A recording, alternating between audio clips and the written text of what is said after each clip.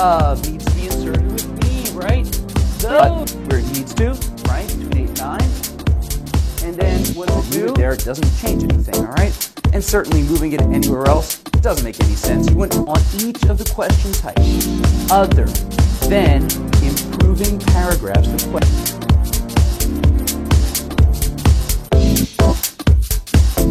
Makes absolutely no logical sense, okay?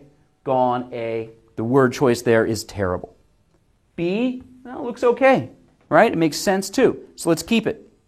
Now, what about C? Maybe it looks good at first glance, right? But what's happening here?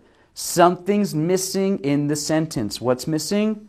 One, right? It needs to start out with one of to have any chance of working. Not there. Now, what about D and E? The same problem. Basically, they create the same sense that A gave you, okay? And this certainly doesn't make any logical sense. So D and E gone, same reason, clearly make no sense with the use of the word since. All right? So what's our winner? Absolutely B. Number 9. What's happening here? Well, we have a pronoun underlined, right? And who is you? Well, they're trying to say a candidate. You can't go and tell me that a candidate is you, right? What's a candidate? He, right? Or she. So, what does that mean? Well, A is gone, right? And B, calling a person an it? Oh my God, terrible, right? We don't call people its. Think about what that means. You're not human. I mean, maybe if you get in a fight with your boyfriend or your girlfriend, okay. But when we're writing, we certainly can't do that. What about C? He or she looks good, right? D1, no. Now, E, he or she, too. So, which is better? Well, is running. Certainly no reason to put it in that tense, right? When we can simply say he or she can run. Answer C. Number 10. Oh, thank God they gave us one of these, right? If I had to go through our last section of improving sentences without a misplaced modifier, my life simply would not be as happy. So, introductory modifying clause means we need the subject after it, or we get an M&M, a misplaced modifier. And according to the original, who or what was a complex musical composition? And by the way, it's missing an S after composition in the book. It should say compositions. Well, according to this, Chopin, a person, is a musical composition. No way, right? We have a misplaced modifier. So A is gone. What about B? Well, it has the piano being the subject. That's almost as bad as Chopin being it. What about C? Well, apparently, we're talking about his works here, okay? So that's okay. He's got the possessive S after him, right? The apostrophe S. So C fits, at least as far as the M&M issue goes. And which other one fits as well? Well, D, right? And E, well, no, it has Chopin. So again, that gives us an M&M. Now, what's different? Well, C is missing something. It's missing something that D has in it. What is it missing? Well, the little word were, right? Otherwise, C gives us a fragment. So, who's our champ? D, number 11. And what's going on here?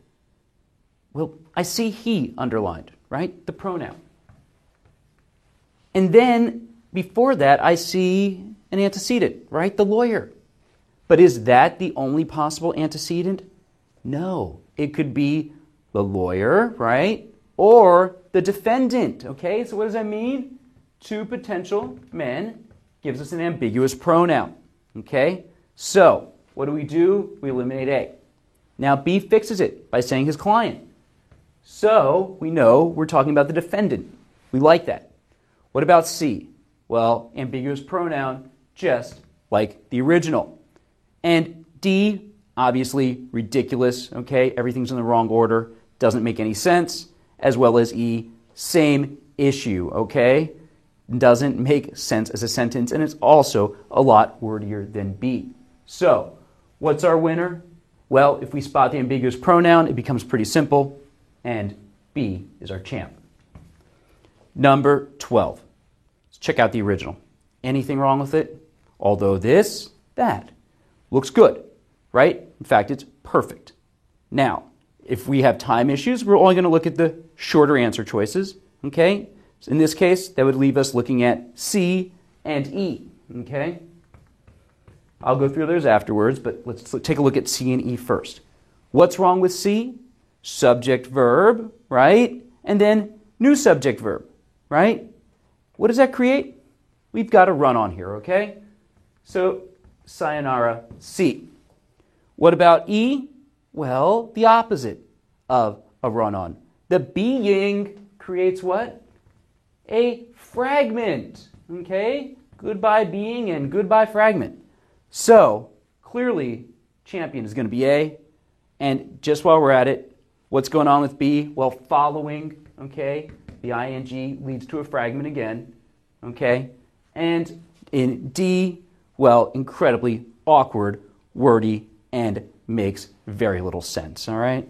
Our winner, absolutely A.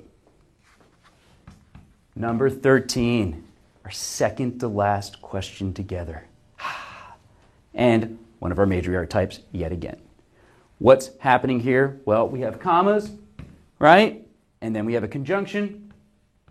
And, right? So, means we're probably testing parallelism, right? So, let's check out what we've got going on here. We've got rinse, wipe, right? In other words, verb, verb. And then, what does it say? And then the car. What? And then the noun? No way on earth, right? We definitely have an error in parallelism. Now, if we spot that error, the answer becomes quick and easy to find, right? Because A is gone. B is the only thing that gives us a verb there, right? C, well, it says then and then throws an ing. Well, no, that doesn't match up with these verbs. So, C is gone as well. What about D? Well, it is, no way. The it throws everything off, and the finally makes no sense either. Okay? Then would be better. And we might not even need it, right? So, what about E? Well, and as a final step then, woo! And then U? Whoa! No major error in parallelism. Answer B. And number 14, our final lesson, just would not be complete without a question like this. And what's happening here?